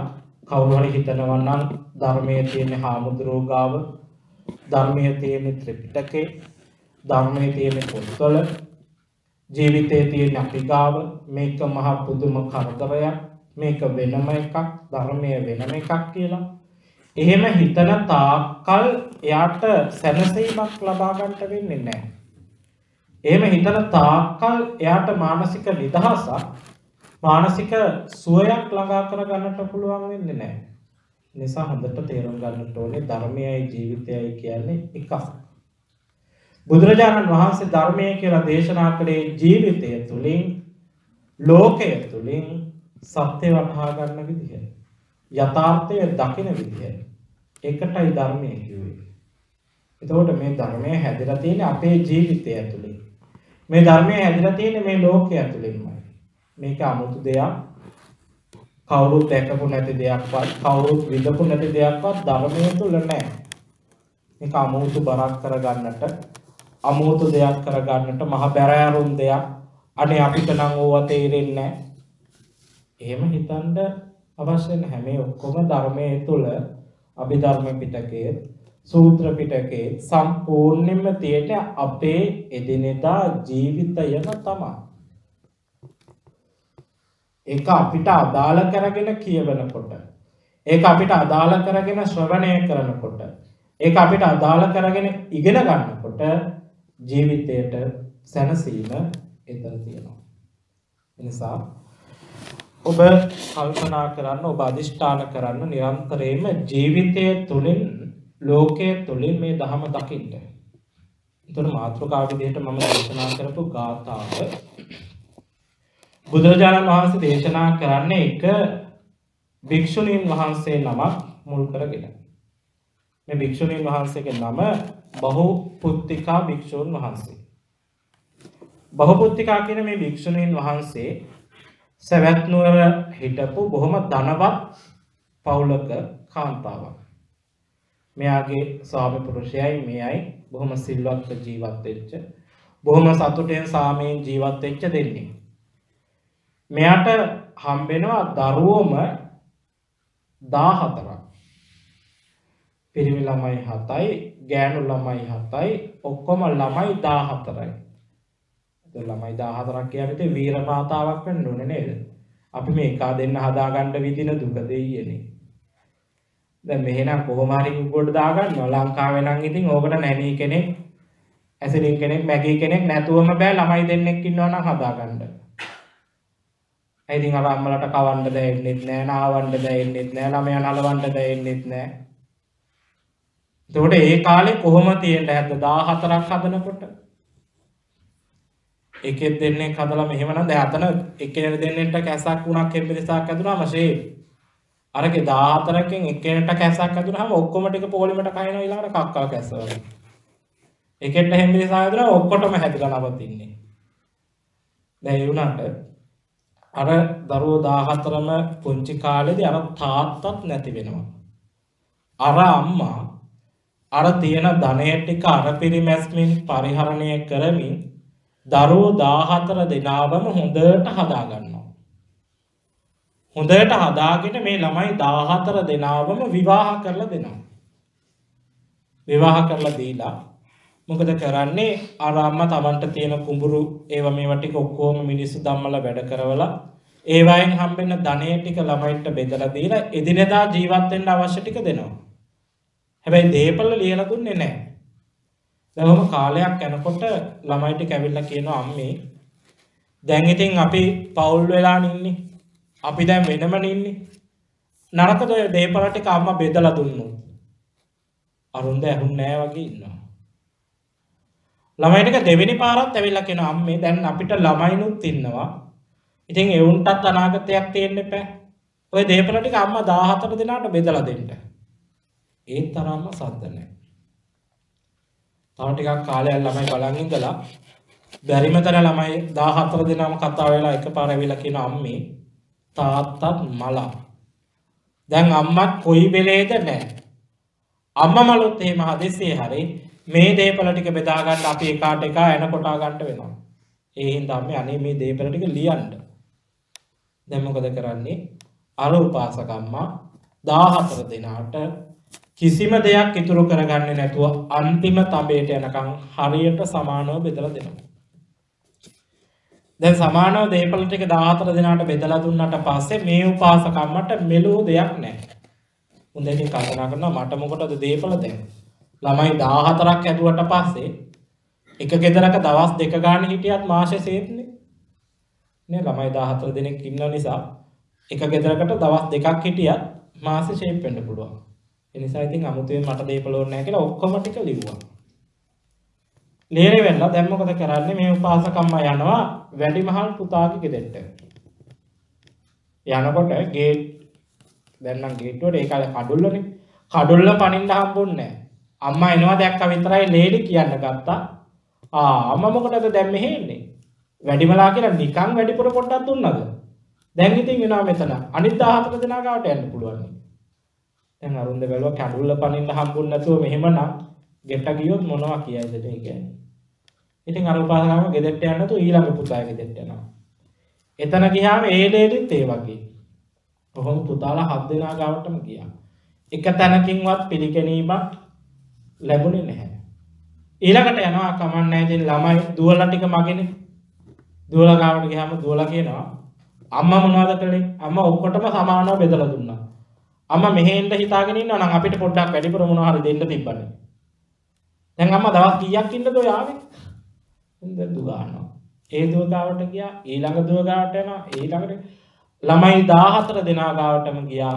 අර අම්මට 14 දෙනාගෙන් එක්කෙනෙක්ගෙන්වත් පිළිගැනීමක් හම්බුනේ නැහැ. දැන් අර අම්මා ඔහේ එළියට බහැලා යනවා. පාරදිගේ යනකොට මේ උපාසකම්මට පේනවා එක ආරාමයක් තියෙනවා. මෙහෙණින් වහන්සලා කීප දෙනෙකුත් එළියේ එහාට මෙහාට ඇවිදිනවා.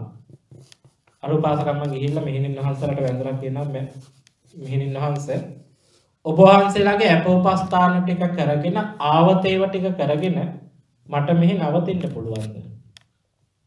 අර මෙහෙණින් වහන්සේලා හා හොඳයි ඉන්න කියලා නවත්ත ගන්නවා. මාසයක් දෙකක් දැන් මෙයන් ආරාමේ වැඩ ටික කරගෙන මෙහෙණින් වහන්සේලාට අපෝපස්ථාන කරගෙන දානමාන ටික හදලා දීගෙන ඉන්නකොට මේ උපාසකම්මට හිතෙනවා දැන් මාත් මහාන වුණා නම් මොන තරම් සහනයක්ද?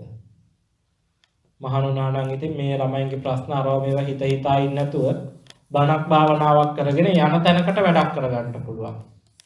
එහෙම හිතලා ගිහිල්ලා මෙහෙණින් වහන්සේලාට කිව්වට පස්සේ අර මෙහෙණින් වහන්සේලා මහාන කරනවා. දැන් ළමයි 14ක් නේ. ඒ හින්දා නම දැම්ම බහුපුත්තිකා. බහු කියන්නේ ගොඩක්, පුත්ත කියන්නේ දරුවන්ට. එතකොට පාලියෙන් දුවලටයි පුතාලටයි ඔක්කොටම කියන්නේ පුත්ත. ඒ හින්දා නම දැම්ම බහුපුත්තිකා. ළමයි 14ක් හදපු හින්දා. දැන් බහුපුත්තිකා මෙහෙණින් වහන්සේ ධර්මය ඉගෙන ගන්නවා, බණ භාවනා කරනවා. මෙයා කරන්නේ මොකද? මෙයාගේ හිත හදාගන්න තමයි මේ ඔක්කොම දැන් ළමයි 14ක් හැදුවා මහත්ය නැතුව. ළමයින්ට තිබ්බ දේවල් ඔක්කොම ටික හොඳට බෙදලා දුන්නා. හැබැයි මුන් එක එකක් සැලකුවේ ගණන් ගත්තේ පිළිගත්තේ නැහැ. දැන් හිතට හරිම දුකයි. ඒ දුක නැති කරගන්න හිතාගෙන මෙයා පැත්තකට වෙලා ඉඳගෙන භාවනා කරනවා. දැන් භාවනා කරන්න ඉඳගත්තට භාවනා කරන්න පුළුවන්ද? නෑ, භාවනා කරන්න බෑ. ඇස් දෙක පියාගත්ත වෙලේ ඉඳලා දැන් මැවි පේනවා. ෆිල්ම් එකක් බලනවා වගේ. මං කොච්චර සතුටින් ගෙදර හිටියද? මං කොච්චර හොඳ ස්වාමි පුරුෂයෙක් බලාපොරොත්තු වුණාද? පෙර පිනට ඒ ස්වාමි පුරුෂයාත් මට හම්බුණා. ඕගොල්ලන්ට ආකේ. ඒ ස්වාමි පුරුෂයාත් මට හම්බුණා. දැන් ඒ ස්වාමි පුරුෂයාත් නැති වෙලා ළමයි 14කුත් හදාගත්ත. අනේ ළමයි මට මෙහිම කළානේ. මං කොච්චර අමාරුවෙන්ද ළමයි හැදුවේ. දැන් මේ උපාසකම්මට අර ටික ඔක්කොම ෆිල්ම් එකක් වගේ පේනකොට ඉබේටම ඇඬෙන්න පටන් ගන්නවා. දැන් භාවනාව පැත්තක උපාසකම්ම ජීවිතේ වෙච්ච දේවල් ගැන හිතා දුක් වෙවි අඬා ඉඳලා නැගිටලා යනවා. දැන් මෙහෙණින් වහන්සේලාත් මේක කාලයක් තිස්සේ බලාගෙන හිටියා. එක දවසක් දෙකක් නෙමෙයි මාස ගාණක් තිස්සේ මේ බහුපුත්තිකා මෙහෙණින් වහන්සේ කරන්නේ මේ භාවනා කරන්න කියලා ඉඳ ගන්නවා. අඬා ඉන්නවා, නැගිටලා යනවා යන්න. දවසක් බුදුරජාණන් වහන්සේ කරුණා සමාපත්තියෙන් කාටද අද ධර්ම අවබෝධයට මම පිහිට වෙන්න ඕනේ කියලා හිතනකොට බුදුරජාණන් වහන්සේට පේනවා මේ බහුපුත්තිකා මෙහෙණින් වහන්සේ පෙර සසරේ පින් තියනවා මෙයාට ධර්ම අවබෝධයට. බුදුරජාණන් වහන්සේ බහුපුත්තිකා මෙහෙණින් වහන්සේ ගාවට වඩිනවා. වැඩියම ඉතින් අර මෙහෙණින් වහන්සේට හරිය සන්තෝෂයි. ඒ බුදුහාමුදුරනේ වැඩි. ඉතින් හොඳට වැඳලා හැම ආසනයක් පිරිනමලා එකත් පස්සෙලා වාඩි වෙලා අහනවා බුදුරජාණන් වහන්සේ ඔබ වහන්සේගේ සැප දුක් කොහොමද? ආවගිය තොරතුරු කොහොමද? ඉතින් බුදුරජාණන් වහන්සේ සුහදශීලීව කතා කරලා අහනවා බහුපුත්තිකාගේ තත්ත්වය කොහොමද? අනේ ස්වාමීන් වහන්සේ බුදුරජාණන් වහන්සේ මම පුළුවන් තරම් උත්සාහ කරනවා හිත හදාගන්න. මම පුළුවන් තරම් උත්සාහ කරනවා හිතේ තියෙන දුක නැති කරගන්න. මොනවා කළත් මේක හරියන්නේ නැහැ. බුදුරජාණන් වහන්සේට කියනවා බුදුහාමුදුරනේ මට කමටහනක් පෙන්වන්න. මට දහම් මාර්ගයක් කියන්න මේ දුක හිතෙන් නැති කරගන්න. බුදුරජාණන් වහන්සේ කියනවා බහුපුත්තිකා අමුතු කමටහනක් නැහැ. අමුතු දහමකුත් නැහැ. ඔබේ දුක නැති කිරීමේ කමටහන, ඔබේ දුක නැති කිරීමේ ක්‍රමය තියෙන්නේ ඔබ තුලමයි. ඔබේ දුක නැති කිරීමේ ක්‍රමය, ඔබේ දුක නැති කිරීමේ කමටහන තියෙන්නේ ඔබ තුලමයි. මේක අමුතු දෙයක්, අමුතු දහමක් නැහැ. ඔබ විසින් හිතන්න ඔබට දුකක් ඇති වුණේ මොකක් නිසාද කියලා. දැන් හිතන්නකෝ බහුපුත්තිකා මෙහෙණින් වහන්සේට දුක ඇති වුණේ මොනවා හින්දාද? ඒ ආදරෙන් හදපු ළමයි ටික, ආදරෙන් රැක බලාගත්ත ළමයි ටික, ආදරෙන් දේපල ටික පාවලා දීපු ළමයි ටික දැන් මට සලකන්නේ නැහැ. එතකොට මං ආදරය කරපු දේවල්, මං කැමැත්තෙන් තියන් හිටපු දේවල්, මම පෝෂණය කරපු දේවල් මට අහිමි වෙච්ච තැනයි දුක තිබේ. බහුපුත්තිකා මෙහෙණින් වහන්සේ කල්පනා කරනකොට දැන් එයාට මේක තේරෙනවා.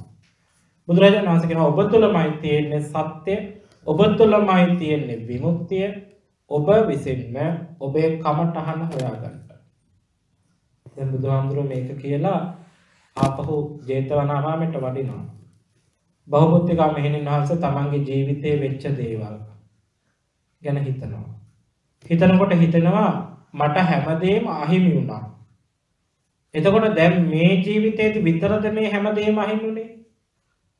දැන් ඔබත් පෙර සසරේ ඕනෑ තරම් කල් ජීවත් වෙච්ච අයනේ. ඕනෑ තරම් ආත්ම ගානක් ඔබ මේ සසරේ ඉඳලා තියෙනවා. ඔබට ස්වාමි පුරුෂයෝ ඉඳලා තියෙනවා. ඔබට දරුවෝ ඉඳලා තියෙනවා. ඔබට දෙමව්පියෝ, ඔබට නෑයෝ ඕනේ තරම් මේ සංසාරේ හම්බෙලා තියෙනවා. එතකොට ඒ අය ඔබ මිය යනකොට ඔබට අහිමි වුණා.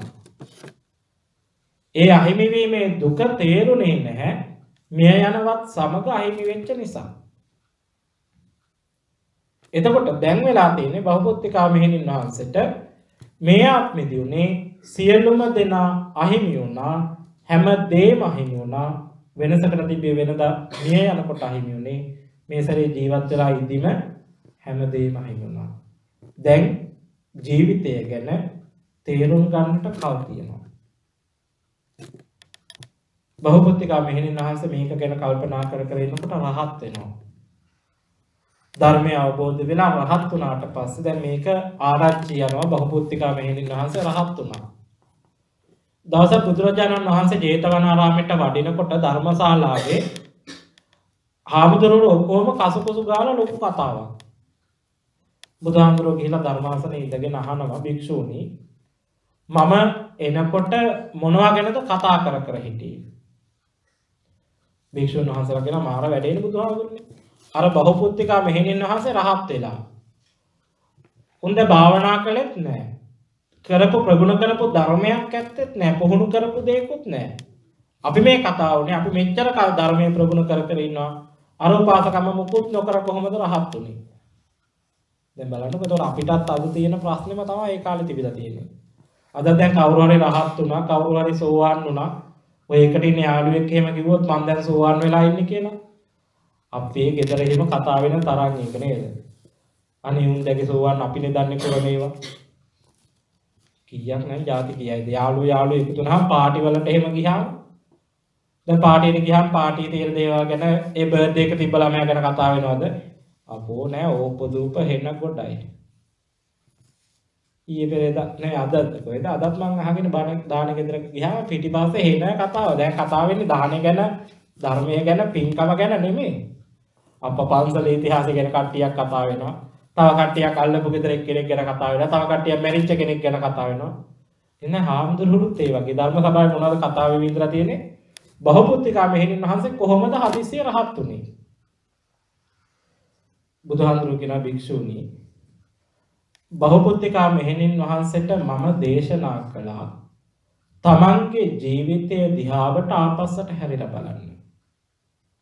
තමන්ගේ ජීවිතයේ දිහාවට ආපස්සට හැරිලා බලලා ඒ ජීවිතයේ දුක හටගත්ත තැන හොයාගෙන ඒ හටගත්ත දුක නැති කරන්න. දුක හටගත්ත තැන දුක හටගත්ත හේතුව හොයාගෙන ඒ හේතුව නැති කරන්න, ඒ හට ගැනීම නැති කරන්න කියලා මම දේශනා කරලා ආවා. ඒක අනුගමනය කරලා බහුබුද්ධිකා මෙහෙණින් වහන්සේ රහත් වුණා. කියලා බුදුහාමුදුරුවෝ අර මුලින් දේශනා කරපු ගාථාව දේශනා කරනවා. මොකද්ද ගාථාව? යම් කිසි කෙනෙක් අවුරුදු 100ක් ජීවත් වෙලා ලෝකය ගැන, ජීවිතය ගැන දන්නේ නැතුව, අවබෝධයක් නැතුව මැරිලා ගියොත් එයාගේ ජීවිතෙන් වැඩක් නැහැ. අවුරුදු 100ක් ජීවත් වුණත් ජීවිතය ගැන, ලෝකය ගැන දන්නේ නැත්නම්, ධර්මය ගැන දන්නේ නැත්නම් ඒ ජීවිතෙන් වැඩක් නැහැ.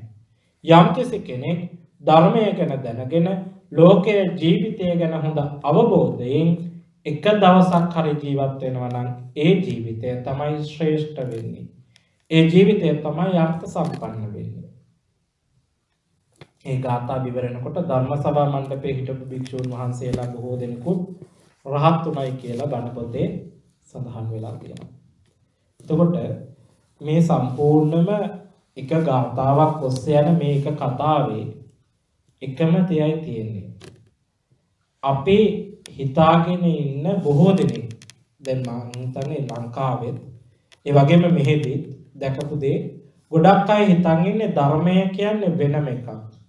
ජීවිතය කියන්නේ වෙනම එකක්. ධර්මය අවබෝධ කරගන්නට මේ ඔක්කොම දමලා ගහලා මේ ඔක්කොම අතහැරලා නිදහසක් හොයාගෙන විවේකයක් හොයාගෙන කැලෑවකට හරි පන්සලකට හරි ගහක් යටට හරි ගිහිල්ලා බණ භාවනා කරන්න ඕනේ. ඔබ හිතාගෙන ඉන්න තාක්කල් ධර්මයේ ප්‍රගුණ කරන්න වෙන්නේ නැහැ. ධර්මයේ එකතක තියාගෙන ජීවිතය තව අතක තියාගෙන එක වෙලාවකට ධර්මයේ ලං කර ගන්නකොට ජීවිතේ පැත්තකට යනවා. ජීවිතේ ලං වෙනකොට ධර්මයේ පැත්තකට යනවා. මේ දෙක දෙපැත්තක තියාගෙන ඉන්නකම් මේ දෙක එකතු කරගන්න වෙන්නේ නැහැ. ධර්මය අවබෝධ කරගන්න වෙන්නේ නැහැ. දැන් කාට හරි හිතලා කවුරු හරි යනවා ආරණ්‍ය සේනාසනයක මාසයක් විතර ගිහිල්ලා භාවනා කර කර ඉන්නවා. දැන් බණී වුණාට පස්සේ ඉශාල මහත්තයාට එහෙම හිතුණා ගිහිල්ලා මාසයක් විතර ආරණ්‍ය සේනාසනයකට වෙලා ලංකාවේ මේ ඔක්කොම දමලා ගහලා ගිහිල්ලා භාවනා කරනවා. භාවනා කරලා යන්තම් හිත හදාගෙන ආව විතරයි ආපහු පරණ තත්ත්වෙමයි. ගෙදර ළමයින්ගේ ප්‍රශ්න, නෝනාගේ වැඩ, ඊළඟට රස්සාව කරන්න ඕනේ. ඒ මැදට පන්සලට ගියාම පන්සලෙත් ඉවරයක් නැහැ. හාමුදුරුවෝ අරකස් කරන්න කියනවා, මේක කරන්න කියනවා. ඉතින් දැන් මොකද වෙන්නේ? ආපහු අර පරණ තැනමයි. දැන් අර හදාගෙන ආපු මනස, හදාගෙන ආපු හිත, ඒ හදාගෙන ආපු මානසික විවේකය, ඒ සංසුන්කම ඔක්කොම ඉවරයි. ඉතින් ආයි යනවා. ආයි ගිහිල්ලා ඒක කරනවා. ආයි ආවම ආයි අර විදිහමයි. මේ දෙක ජීවිතයයි ධර්මයයි කියන්නේ දෙකක් කියලා හිතාගෙන ඉන්න තාක්කල් එකක් ලං කර ගන්නකොට අනිත් එක හැලිලා යනවමයි. ඒ නිසා හොඳට මතක තියාගන්න ධර්මයයි ජීවිතයයි කියන්නේ දෙකක් නෙවෙයි. කාට හරි හිතෙනවා නම් ධර්මය අවබෝධ කරන්න ඕන. දැන් මෙහි අද නම් පේන්නේ නැහැ කවුරු. මෙහි ගොඩක් වෙලාවට එක තියෙනවා.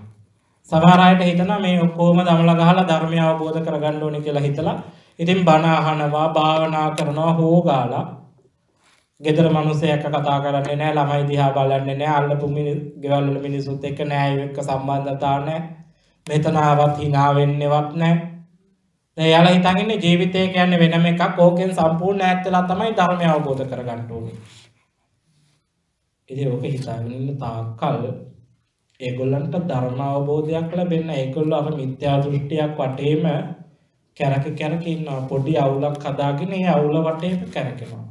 මෙතන පැය ගණන් භාවනා කරලා ගෙදර ගිය වෙලේ ඉඳලා මිනිස්සුන්ට බයින මිනිහ මොකද්ද ඔය කරන්නේ? ඔය කොහොමද කරන්නේ? මම කියන්නේ මේ සේල්ස් විහරදායක එහෙම නෑ. බොහෝ දෙනා ලෝකේ. එතකොට දැන් මේ දෙක එකතු කරගන්නට ඕනේ. අනේ නිසයි බුදුහාමුදුරෝ දේශනා කළේ ධර්මයේ තියෙන්නේ මේ ලෝකෙමයි. මේක අමුතු ලෝකයක තියෙන දෙයක් නෙමෙයි. ධර්මයේ තියෙන්නේ මේ ලෝකෙමයි. ධර්මයේ තියෙන්නේ ඔබේ ජීවිතය තුලමයි. ඔබ කරන්නට ඕනේ ඔබේ ජීවිතය තුලින්ම ධර්මය දකින්න එක. ඔබ කරන්නට ඕනේ මේ ලෝකයේ තුලින්ම ධර්මය දකින්න එක. ඔබ කරන්නට ඕනේ ධර්මය තුලින් ජීවිතය දිහා බලන එක. ධර්මය තුලින් ලෝකෙ දිහා බලන එක. ඒකට අමුතු සිල්වත්කම් ගොඩක්, අමුතුම බණ භාවනා ගොඩක්, අමුතුම චරිත ලක්ෂණ ගොඩක්, අමුතුම සමාජයෙන් වෙන්වීමක් ඒකට අවශ්‍ය වෙන්නේ නැහැ. ඒ නිසා මුල්ම ටිකනේ ධර්මය අවබෝධ කරගන්න එක, ධර්මය දකින්න එක. ධර්මය දැනගන්නවයි දකින්නවයි කියන්නේ දෙකක්නේ. ධර්මයේ කොච්චර දැනගත්තත් ධර්මය දකින්න බැහැ ප්‍රායෝගික පුහුණුවක් නැති තාක්කල්. එනිසා මේ ප්‍රායෝගික පුහුණුව කියන එකට කල් දදා ඉන්නට එපා. හිතන්න එපා රස්සාව ඉවර කරලා පෙන්ෂන් ගිහිල්ලා එහෙම පටන් ගන්නවා වැඩි. ඉතින් කවදාවත් ඒක වෙන්නේ නැහැ. එතකොට තව එක ප්‍රශ්නයක් විසඳනකොට මම හිතන්නේ ජීවිතේ මගේ අත්දැකීම් වලින්ම දන්න දේ එකක් ඉවර වෙනකොට තව 10ක් ඉස්සරහට තියෙනවා. ප්‍රශ්න. දැන් ප්‍රශ්න අතාරින්නකො දැන් හිතන්නකො තේම්ස් විහාරෙම අපි හිතනවා ප්‍රයිස් ගිවින් එක ඉවරනහම අපේ යන්තම් නැති ඉවරයි. නෑ ඉවරද නෑ ප්‍රයිස් ගිවින් එක ඉවරලා සති දෙකක් තුනක් යනකොට ඔන්න පළවෙනිදා.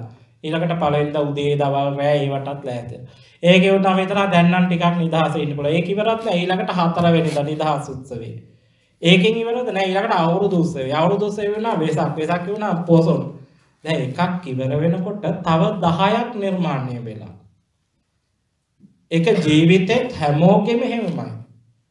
අපි හිතනවා සල්ලි තියෙනකොට ප්‍රශ්න නැහැ. ධනෙ හොඳට තියෙනකොට හොඳ පෝසත් වුණාම ප්‍රශ්න නැහැ. හොඳ ලොකු නිලතල තිබ්බාම හොඳ සේවක සේවිකාව ටිකක් හොඳට වැඩිපුර හිටියාම අතට පයට හැමදේම ලැබෙනකොට මොකුත් ප්‍රශ්න නැහැ. නිකන් ඉන්න ගමන් ක්වීන්ට ලියුමක් යවලා බලන්නකො ප්‍රශ්න නැද්ද කියලා යාට. අපෝ යාට තියෙන ප්‍රශ්න කොට. ඔබ හිතනවාද ඔය ඔක්කොම සම්පත් ටික තියෙනවා. චාල්ස් කුමාරයා ඊළඟට කිරුළ හිමි පරම්පරාවකුත් ඔක්කොම වැඩ ටික බලාගෙන යනවා. එලිසබෙත් රජින සතුටෙන් ඉන්නවයි කියලා හිතනවද? නෑ, උන්දට තරම් ප්‍රශ්න ඔයාලට නෑ. ලංකාවේ ජනාධිපති වුණාම මෛත්‍රීපාල සිරිසේන සතුටින් ඉන්නවා ඇති කියලා හිතනවද? නෑ, උන්දට තරම් ප්‍රශ්න සාමාන්‍ය ගෙදර ඉන්න මිනිස්සුන්ට නෑ. ඒ නිසා මේවා තියෙන තැන නෙමෙයි සතුට තියෙන්නේ. සතුට සැනසීම සහනදායී බව තියෙන්නේ අපි තුලමයි. ඒකට සල්ලි ගොඩක් ඕනේ නැහැ. ඒකට ධනය ගොඩක් ඕනේ නැහැ. ඒකට ඥාති මිත්‍රාදීන් ඕනේ නැහැ. ඒක හොයාගන්නට ඕනේ තමන්ගේ ජීවිතයෙන්මයි. ඒ නිසා ඔබට ප්‍රශ්නයක් ඇති වෙනකොට එදිනෙදා ජීවිතේදී පවා ඒ ප්‍රශ්නයට ඒ වෙලාවට විසඳුමක් දීලා ඒක වහලා දාන්නේ නැතුව ඒකට මූලික වුණ හේතුව හොයන්න, ඒ හේතුවට විසඳුම හොයාගන්න. ඒක ජීවිතයට ප්‍රගුණ කරනකොට, ඒක ජීවිතයට පුහුණු කරනකොට ඒ පුහුණුව ඔබේ සසර පුරාවටම බලපායි. ඒක සසරටම පුහුණුවක් වෙනකොට වැඩි කල නොගොස් මේ සසර කෙටි කරන්නට අවශ්‍ය කරන ධර්මතාවය ඔබට එතනදී හමු වෙයි. අනේ නිසයි බුදුහාමුදුරෝ දේශනා කළේ ජීවිතය තුළින් ධර්මය දකින්න, ධර්මය තුළින් ජීවිතය දකින්න. ධර්මය තියෙන්නේ ඔබ තුලමයි. මේ කමුතුයෙන් පොත්වල තියෙන දෙයක්. මේ කමුතුයෙන් අරහාමුදුරුවන්ගේ බණ, මේ හාමුදුරුවන්ගේ බණවත් අරහාමුදුරුවෝ භාවනා කරලා හොයාගත්ත දෙයක්වත්, මේ හාමුදුරුවෝ භාවනා කරලා හොයාගත්ත දෙයක්වත් නෙමෙයි. සාරාංශකීය කල්පලක්ෂයක් තිස්සේ පෙරම් පුරලා දුක් විඳලා බුදුහාමුදුරුවෝ හොයාගත්තේ මේ සත්‍යතාවය. මේක කා තුලවත් තියෙන දෙයක් නෙමෙයි. මේක තමන් තුලම තියෙන දෙයක්. චතුරාර්ය සත්‍ය අවබෝධ කරගන්න නම් මේක භාවනා කරලා කරන්න ඕන දෙයක් නෙමෙයි. දුක කියන්නේ මොකක්ද? දුක නැති කරන්නේ කොහොමද කියන එක මේක බණ අහලා භාවනා කරලා තේරුම් ගන්න දෙයක් නෙමෙයි. මේක මම මගේ ජීවිතය තුළින් තේරුම් ගන්න දෙයක්. පටිච්ච සමුප්පාදය කියන්නේ මොකක්ද කියලා අමුතුවෙන් ඉගෙනගෙන තේරුම් ගන්න දෙයක් නෙමෙයි. මේක ජීවිතය දිහා බලලා මගේ ජීවිතය තුළින් තේරුම් ගන්නට ඕන දෙයක්. ඕක ජීවිතය තුළින් තේරුම් නොගන්න කොච්චර කටපාඩම් කරලා, කොච්චර ඉගෙනගෙන, කොච්චර පන්ති ගිහිලා, කොච්චර බණ ඇහුවත් ඒක ප්‍රායෝගික කරගත්තේ නැත්නම් හැමදාමත් එකම තැනමයි. ඒ නිසා හොඳට මතක තියාගන්න බුදුහාමුදුරන්ගේ දහම, බුදුදහම කියන්නේ ප්‍රායෝගික එකක්. මේක පොතකට, න්‍යායකට, සූත්‍රයකට, ගාථාවකට සීමා වෙච්ච දෙයක් නෙමෙයි. ප්‍රායෝගිකව ක්‍රියාත්මක වෙන තරමට ප්‍රායෝගික ප්‍රතිඵල ලැබෙන දහමක් බුද්ධහම. නිසා ඔබ ජීවිතය සහ ලෝකය, ධර්මය පිළිබඳ අවබෝධ කරගන්නට උනන්දු වෙන, උත්සාහවන්ත වෙන්න. අදම ජීවිතය දිහා බලන්න, ආපස්සට හැරිලා බලන්න. මෙච්චර කල් වෙච්ච දේවල් ඒවා ධර්මයේ තුලින් දකින්න උත්සාහවන්ත වෙන්න. ඒ තුලින් ඊටමත් ඉක්මන් භවයකදී ගෞතම බුදු ශාසනය තුලදී ඔබ හැමදෙනාම ප්‍රාර්ථනා කරන ඒ උතුම් නිවනින් සැනසෙන්නට, ඒ උතුම් ධර්මඥාන අවබෝධ කරගෙන ඒ උතුම් නිවනින් සැනසීලා මේ සසර ගමන කෙලවර කරන්නට අදිෂ්ඨානයක්, අපේක්ෂාවක්, ප්‍රාර්ථනාවක් හදවත් තුළ ඇති කරගෙන හැමදාම සාදුකාරයක් පවත්වනවා. කල්පනා කරන්න අද මේ පින්කම අපේ මංජුල මහත්මයා, මදුනෝන මහත්මිය විශේෂයෙන්ම ඒ පසුගිය දිනවල උපන්දින සමරපු මනීෂි දියණියන් දෙපළටත්, ඒ වගේම මදුෂි දියණියටත් ආශිර්වාද පිණිස, ඒ වගේම දෙමව්පියන්ටත් ආශිර්වාද කරමින් පැමිණෙන හැම දිනකටමත් දෙනුවන්ගේ ආශිර්වාදය ප්‍රාර්ථනා කරමින් යද මේ පින්කම සිද්ධ කරන්නට යෙදෙන්නේ. කල්පනා කරන්න අපි බුදුරජාණන් වහන්සේ සමාල් පහන් සුවඳ දුන් ආදී දේවල් පූජා කරලා ධර්ම ශ්‍රවණය කරලා මේ සිද්ධ කරගත්තු තුන් පුණ්‍ය ශක්තිය විශේෂයෙන් උපන්දින සමරපු දරුවන්ටත් ඒ වගේම දෙමව්පියන් ඇතුළු ධර්ම ශ්‍රවණය කරපු ඔබ හැම දෙනාගේම ජීවිතයන් තුළට මේ උතුම් පුණ්‍ය ශක්තිය අනුමෝදන් වේවා. හැම දිනාටම නිදුක්භාවය, නිරෝගීභාවය, චිරජීවනය, දිගාසුඛ සම්පත්තීන් අත් වේවා කරන කියන සියලුම යහපත් කටයුතු සර්ව ප්‍රකාරයෙන් සාර්ථක වේවා. බලාපොරොත්තු වෙන සියලු යහපත් බලාපොරොත්තු ප්‍රාර්ථනාවන් මුදුන්පත් වේවා. හැම දිනාටම සෙතක්, ශාන්තියක්, යහපතක්ම වේවා කියන ප්‍රාර්ථනාව හදවත් කරගන්න. ඒ වගේම නමින් මිය පරලොව ගිය ගුරුවර දෙමාපිය ආදී අත්තාක් දෙනා පින් බලාපොරොත්තු වෙනවා නම් ඒ හැම දිනාටම මේ උතුම් පුණ්‍ය ශක්තිය අනුමෝදන් කරමු. අනුමෝදන් වෙත්වා. මේගේ හැම දිනාම මේ පින් අනුමෝදන් වීමෙන් ඒ අයගේ භවගාමී ජීවිතයන් සසර ජීවිතයන් සපවත් කරගෙන මේගේ හැම දිනාම කෙලවර ප්‍රාර්ථනීය බෝධියකින් උතුම් නිවනින් සැනසෙත්වා කියන ප්‍රාර්ථනාව ඇති කරගෙන හැම දිනාම සාදුකාරයක් පවත්වන්න. පින් අනුමෝදන් කරන්නට එකතම ගාථාවන් කියමු. ඉදං මේ ඥාතිනං හෝතු සුඛිතා හොන්තු ඥාතයෝ. ඉදං මේ ඥාතිනං හෝතු සුඛිතා.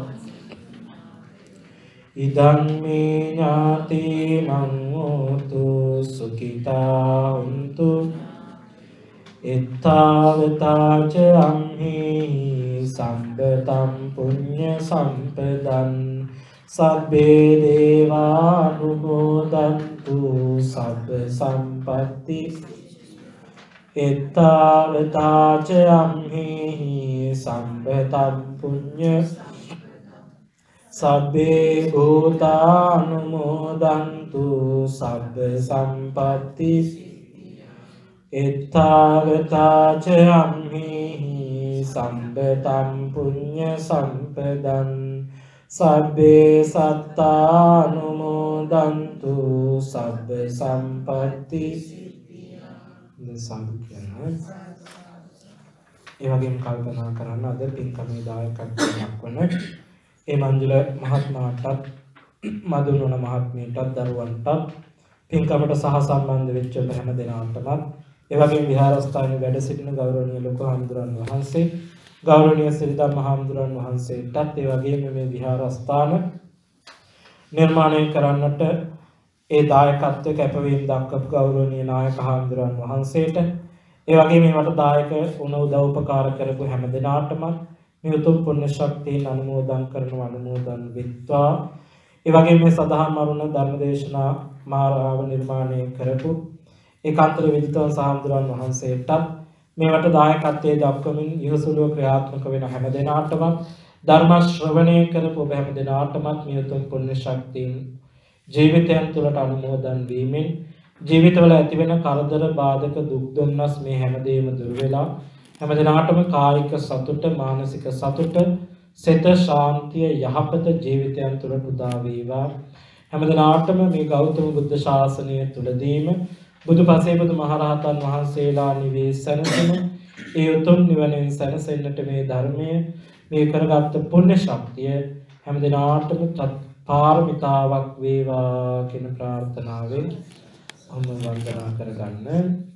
අභිවාදන සීලෙස නිච්ඡං වජ්ජාපචායිනෝ චත්තාරෝ ධම්මා වඩ්ඩන්ති ආයුවන්නෝ සුඛං බලං ආයුරාෝග්‍ය සම්පatti සග්ග සම්පatti මේවච අතෝ නිබ්බාන සම්පatti ඉමිනාතේ සමිජ්ජතු.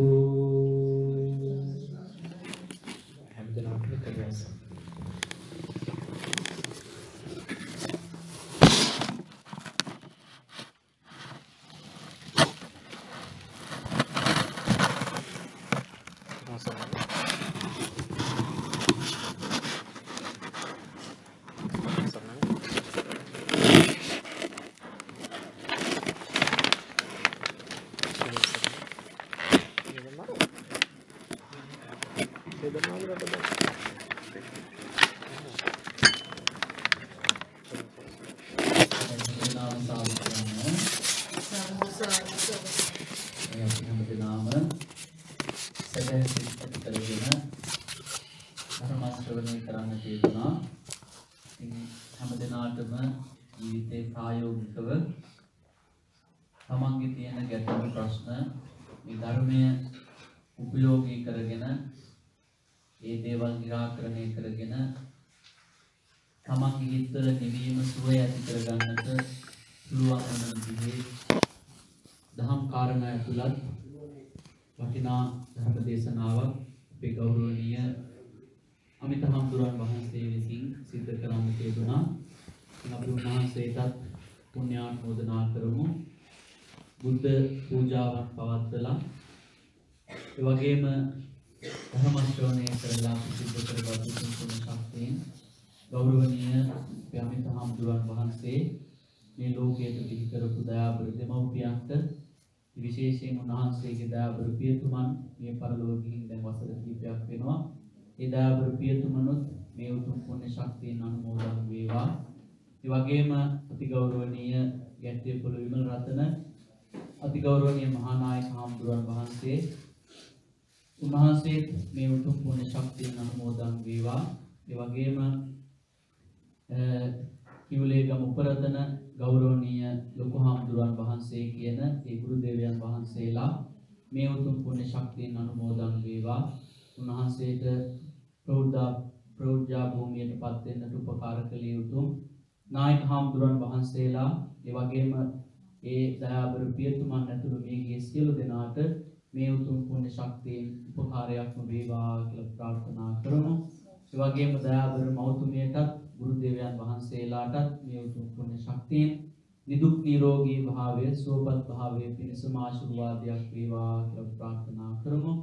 මේ ගෞරවනීය අමිත හාමුදුරන් වහන්සේගේ සියලු කටයුතු වල සාර්ථකත්වය ඇති වෙන්නට උන්වහන්සේටත් නිදුක් නිරෝගී භාවය කායික මානසික සුවපත් භාවය ඇති වෙන්නට උන්වහන්සේ සිද්ධ කරන ආගමික සමාජීය අනිකුත් සියලු ආකාරයේ කටයුතු සාර්ථකව සිද්ධ කර ගන්නට උතුම් ධර්මාවබෝධය ලබන්නට උන්වහන්සේටත් මේ සිද්ධ කරපු උතුම් සිල්කම් හේතුපකාර වේවා කියලා සාදු කියලා ප්‍රාර්ථනා කරමු.